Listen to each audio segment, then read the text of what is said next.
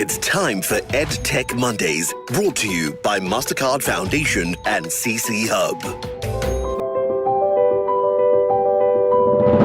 In our last episode, we asked a critical question: what data exists in our education system, and does this data truly reflect learning?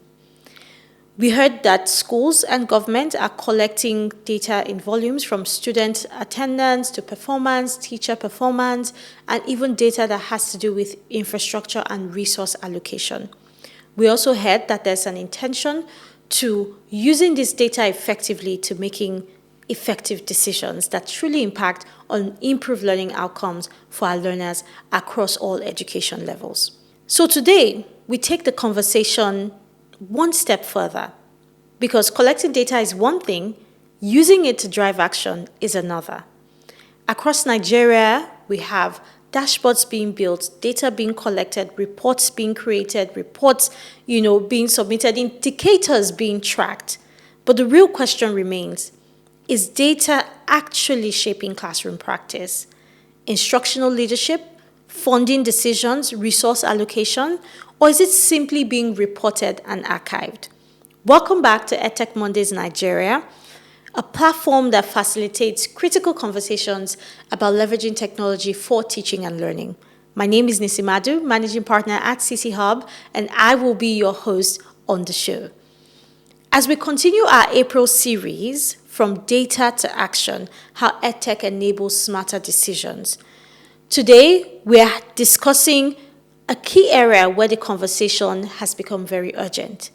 And it's how do we bridge the gap between the data we're collecting, the insights generated from that data, and our actions with leveraging that data to make effective decisions that lead to improved learning outcomes in our classrooms. And so on this episode, we're going to be discussing how data moves from dashboards into real decisions.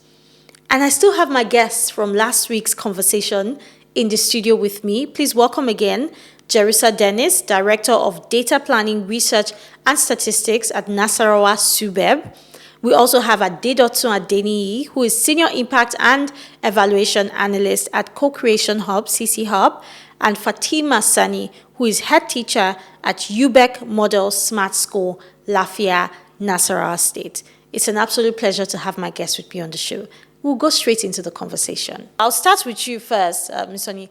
You shared with us the data that you collect on a daily and weekly basis, and you described it really, well. I know that it's not as easy as you have said. I'm sure there are challenges on a day-to-day, on week-to-week in, collecting this data accurately and consistently. Can you share with us some of those challenges that as a school leader you face in ensuring that you're collecting this data you've talked about daily and weekly? One of the main challenges is the limited to the digital tools and reliable internet supply in the school.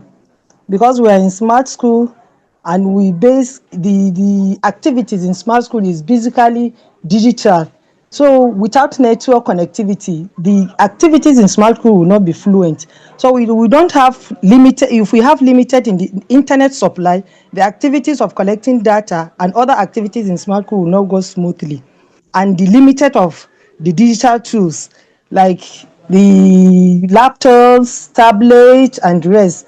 But we don't have much problem of those ones, but there are some little challenges that we are facing because of the internet supply in the school.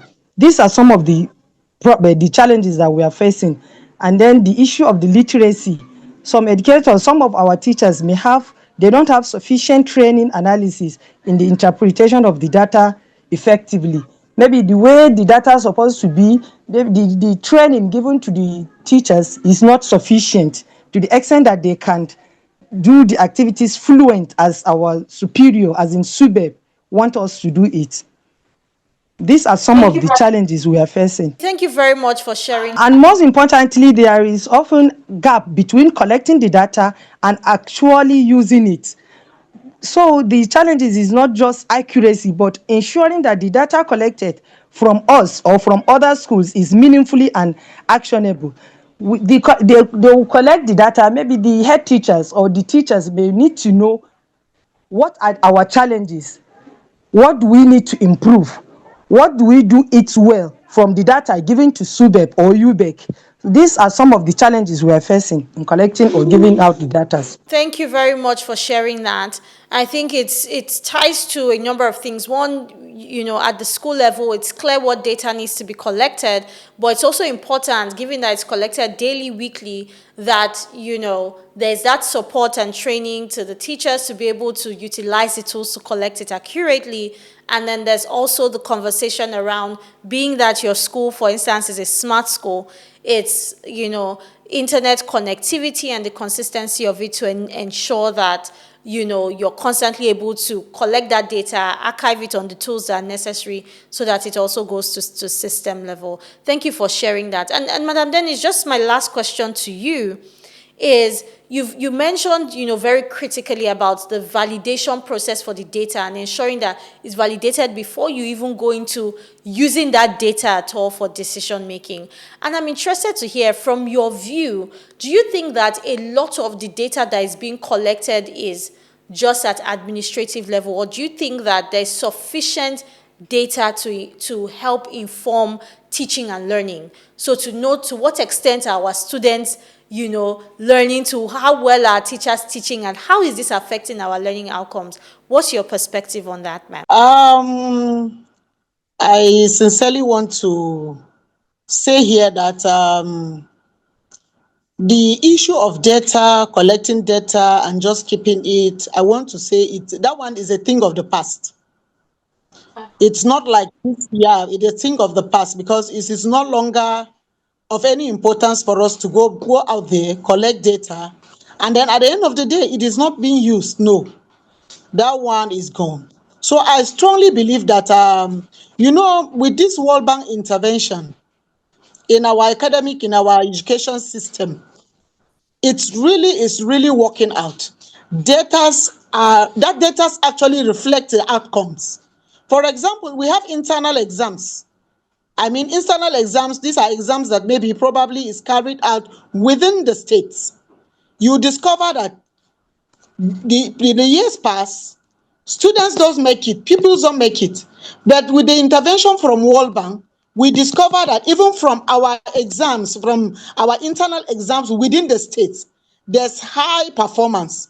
And that goes to show that these data that are being collected are being used and decisions are taken, and those decisions are really improving on the learning and the teaching system in our schools. So the outcome is tremendous. And another one too, the importance of this data can also be seen in our national exams. You discover that we have national exam all over the country. For example, the junior secondary school exams. When you know that it's an international exams, the data, I think there was this scenario of the state. We collected the data concerning the junior secondary school exams in the state, and then after that we worked on it. And then we forwarded it to the administration, and the decisions that were taken, I'm telling you, that year, if you see the performance of our pupils all over the state, it was wonderful. So, and another thing again, the numeracy and literacy program that is introduced by World Bank is really working out, because they collect data on monthly basis, they collect data termly, and then the effect is tremendous. The reading literacy, the numeracy, you cannot just say it, especially in mathematics and reading assessment. Our pupils are doing wonderfully well because of that program. So I don't want to believe that data are collected and just kept for administrative purpose. No, they are being used, and those data reflect so much in the performance of our pupils, especially the outcomes of our exams. They are tremendous, they are excellent. So I want to believe that era is gone. So the issue of us collecting data and keeping it at the administrative level, no, is not done again. Now the results are being seen everywhere, just like I mentioned it. So we are moving forward as a country. Thank you. Thank you very much, ma'am, for sharing that. I think very interesting insights there, saying that no longer are we collecting data and sitting on it. We're moving into an era where there's a conscious decision to, engage with that data, to analyze the data, and use that data to inform decision making, particularly decisions that have to do with our students' learning and their performance as well, leading to improved learning outcomes. And I would just ask, I will come to you, Adedotun, actually.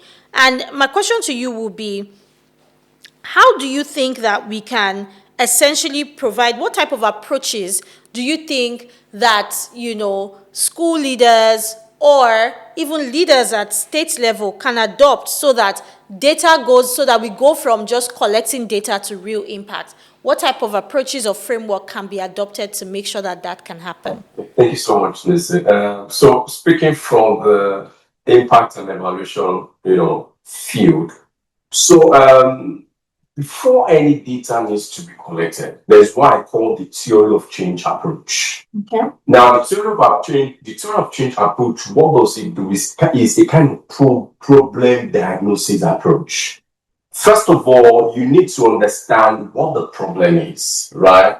Now, because like I said earlier, if the purpose of a thing is not known, abuse is inevitable. And once there's a medical line, it said once you know the cause of your illness, you are halfway getting healed. So what theory of approach does is to help in diagnosing the problem. They're now providing the necessary steps to ensure that that problem is being addressed. So one theory of approach is a very good theory of change approach is a very good approach I would recommend. When you understand the problem, you then draw out what are the things that you need to put together to be able to address the problem. Then also, after you have done that, you can then outline, okay, the activities that needs to be carried out in achieving this. And when you have drawn out the activity, then you begin to now define each of the activity, what output really leads to. From the output to be able to know what the outcome is. So speaking now to the educational aspect now, for you to address any educational problem, most especially when it comes to performance level of students, you need to first of all understand, okay, why is this happening? So once you have been able to identify why this is happening, you can then look at, okay, what are the things I need to put together to be able to address this issue? Who are the key stakeholders I need to put together? What are the learning tools or digital tools that can help to address this? So once you have also identified this, you can then go ahead to apply what activities. So activities in terms of, do I need to train the teachers to be able to use these digital tools? Okay, for the students, what curriculum, what learning tools can be provided to ensure that students are performing very well? So once you are able to apply these activities, you can then determine what the output will be, and from the output to the output. But having said all this, let me give another background to this, which will also help us to understand what I mean. Now, there's another approach that we call the result-based approach. What does the result-based approach do? After you have been able to outline what you want the problem, you then go ahead to plan, draw out indicators that can help you in tracking the learning outcome. For example, students that are not performing well, you can draw out indicators that help you for you to be able to know whether the intervention you have provided for them is working. Number one indicator is how well are they doing in their what's called continuous assessment. What percentage of pupils have improved from what they were before and what they are now based on the intervention they have provided for them. So the indicators helps us to be able to track the progress. Are we making progress? Are we still on one spot? Are we still having any challenges? So indicators, that's what they help us. So having a well-defined indicators to track our progress. Another approach in terms of the result-based approach is also being able to have like a system that shows the trend, the track record of this and the impact of this intervention. And don't forget, I said indicators need to be developed. When you have developed these indicators, you can even have something like a dashboard. It could be a dashboard or a chart that shows the trend, of how these activities are being implemented, what is being achieved, what are the challenges you have discovered, what are the recommendations that you have provided, that you have given, what are the action points. Find this trend and put it on the dashboard. It helps to track the progress, the changes that is happening as a result of this intervention. I believe with theory of change approach, results-based approach, you can be able to measure the impact that your whatever intervention you are providing. Thank you. Thank you very much, Adedotu. And just two more questions that we'll send around before we wrap up the show. And my question will be, you already shared, some of the examples of how current data being collected is used to impact on student learning. And I guess my question is, going forward, because you said right now, in the past, yes, but going forward, that is no longer happening. In terms of collecting data and not using the data. So perhaps you can share a bit more about, what sort of approaches have been put in place to ensure that there's that intentional, use of data for decision making, as well as, is there also any process that has been put in place for frequently validating or reviewing data? So for instance, you mentioned some key data that is being, collected. Is there any process where you say, now we need to collect a new set of data or update the sort of data that we're collecting because we need more information to make better decisions based on the outcome that we're seeing? And also, and sorry, ma'am, just to add to that is, in terms of, the process of this data you're collecting leading to immediate action, how long does it take? And what happens, for everyone to arrive at the decision that now needs to be made based on the data that you have collected? Okay, let me start by citing an example of what happened in the SUBEP headquarters of Nasarawa State. When they appointed a new chairman, he came in. So when the chairman reported, it was reported that our teachers that most of the teachers are more in urban schools than we have in rural schools. That is, we're talking about urban-rural imbalance in the number of teachers. So when he came in, he now said, okay, I will not just work on the hearsay that teachers are more in urban schools, than in the rural school. He said, okay, we're going out to collect data on the entire teachers in schools in Nasarawa State. So first of all, we identify the rural schools. We now identify the number of teachers we have in the rural schools. We also identify we collected data on urban schools, the number of teachers in urban schools. We did the analysis, and it came out that more teachers, like almost 70% of the teachers, densely populated in the urban schools. So decision was reached that, okay, what do we do? And then the state on her own, through the chairman, decided to package a reward, like a motivational reward for those teachers that want to stay and work at the rural level. And let me tell you, even those in the urban, when they heard of the reward, they rush, everybody wants to go back to the rural school. So I want to let you know that this is one of the examples. And we have so many of them. And that's about distribution of our teachers at the urban and rural level. And another one again is presently, because of that thing that happened, the governor of the state has approved the employment of 1,000 teachers. And categorically, he said it clear that these teachers are meant for the rural schools.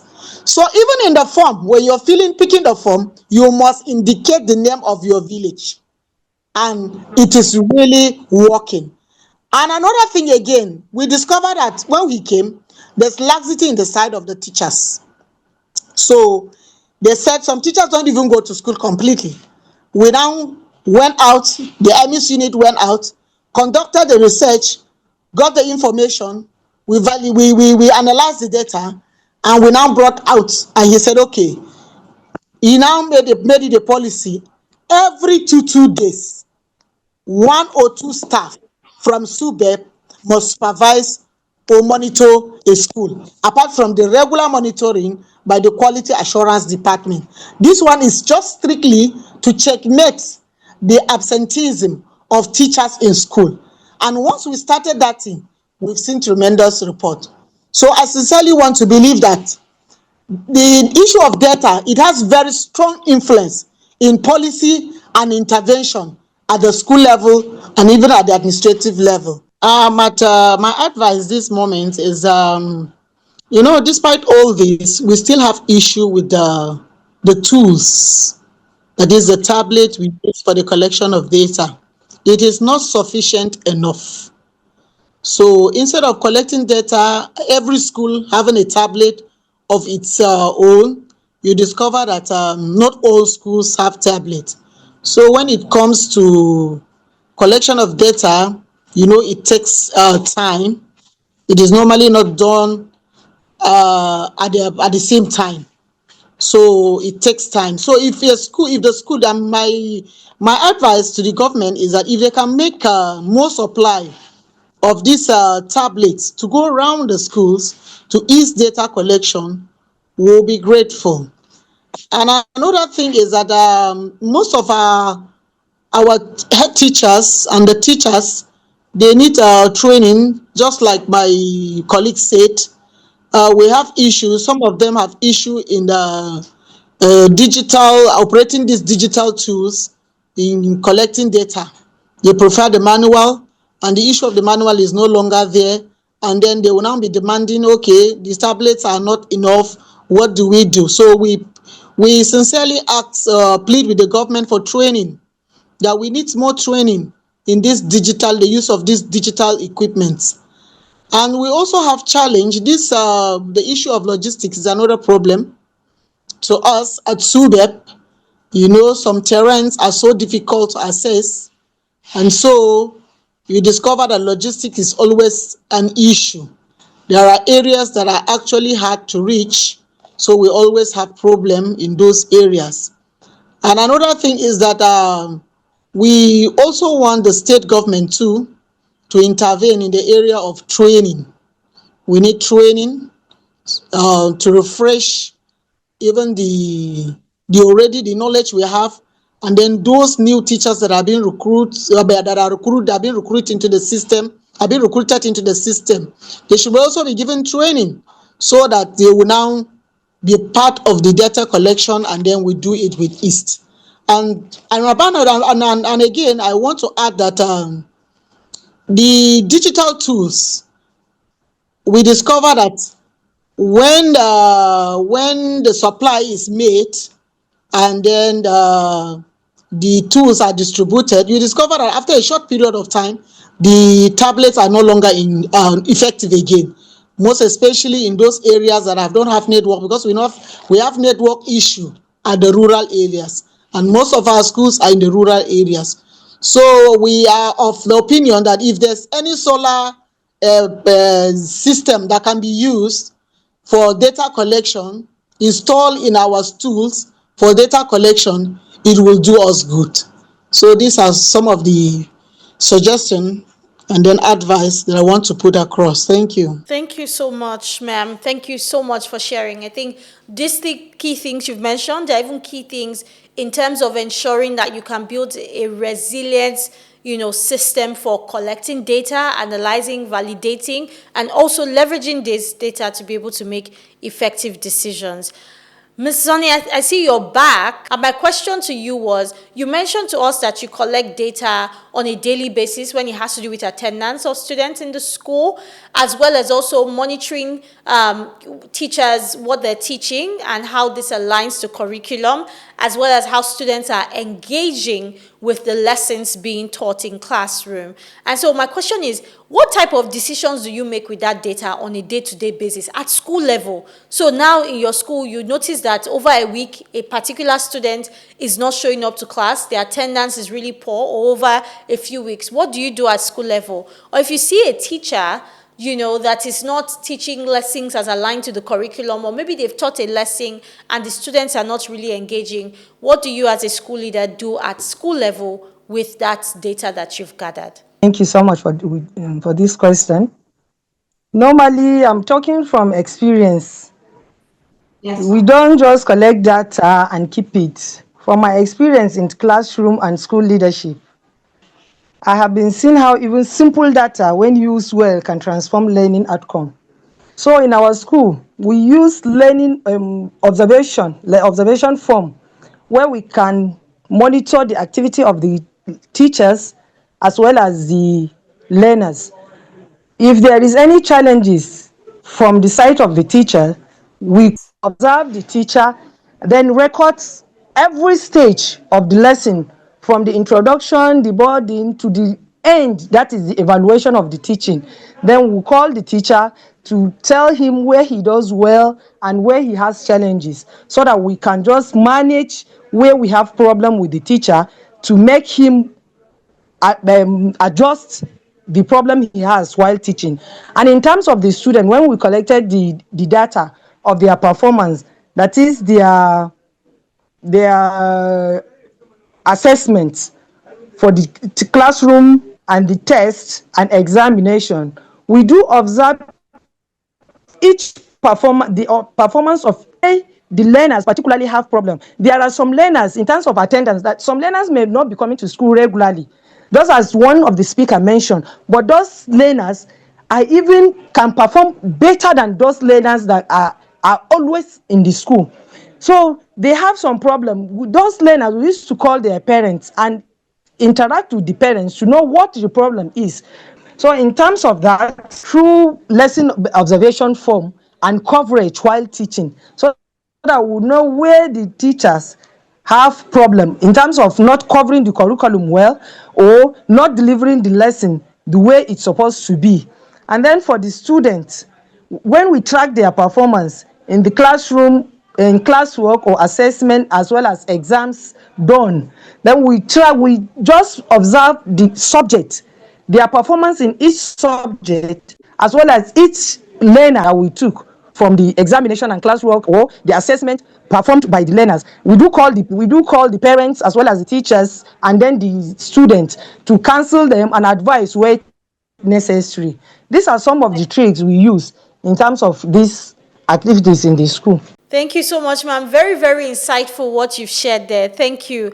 So one is paying attention to it per subject, and also, engaging the parents, whether it has to do with the attendance or the student performance. And for the teachers, is from lesson observations from the beginning to the end, and then speaking to the teachers on their performance and trying to help them course correct at that point per lesson, with the data that you've gathered from their lesson observation. Thank you so much for sharing that insight. And last question for the show, Adedotun. And my question to you is, what will be your charge? There are so many innovators out there who are building solutions, right, to collect data at education, to collect data in the education space at schools, at class level, at state level. What will be your charge to them as it relates to making sure that they are building truly effective solutions that not just collect the data effectively, but then also help to give insights,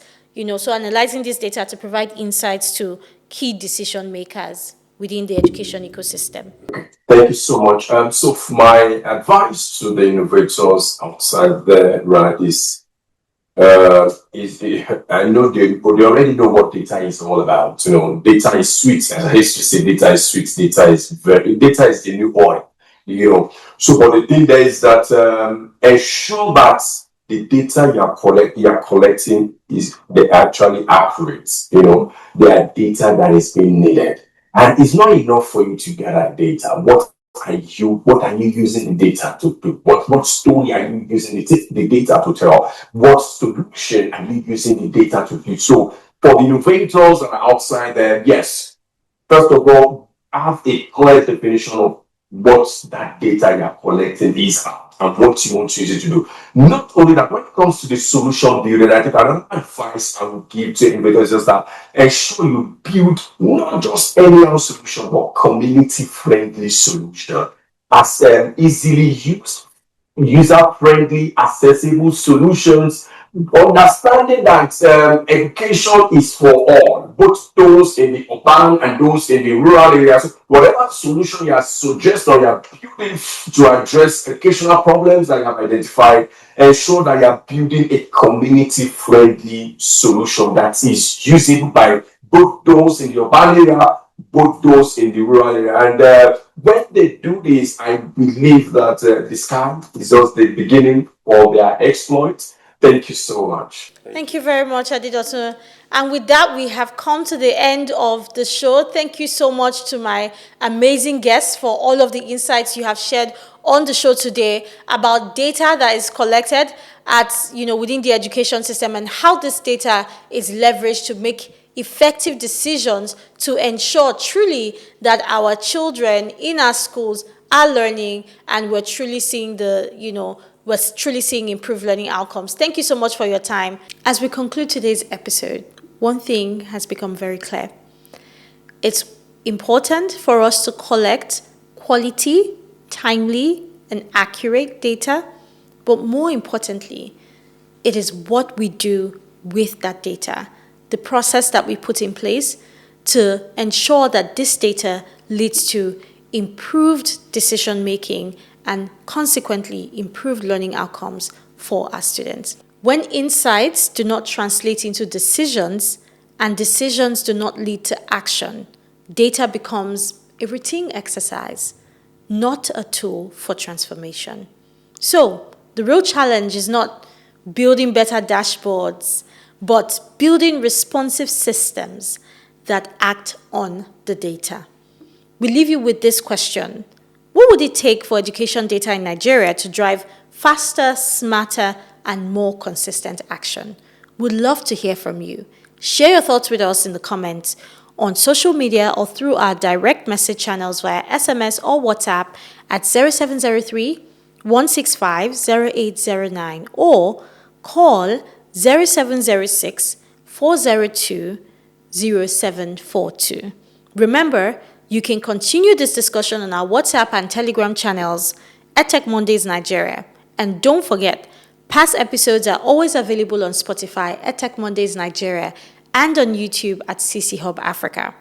Your feedback will help shape the conversations we host and the policy dialogues we advocate for. Until our next episode, my name is Nisi Madu. Bye for now. Tech Mondays, brought to you by MasterCard Foundation and CC Hub.